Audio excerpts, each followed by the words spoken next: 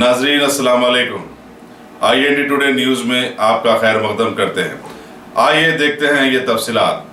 जनता curfew update. Hyderabad city mounted police contingent ने आज शहर हैदराबाद के मुख्तलिफ इलाके जात का गश्त किया।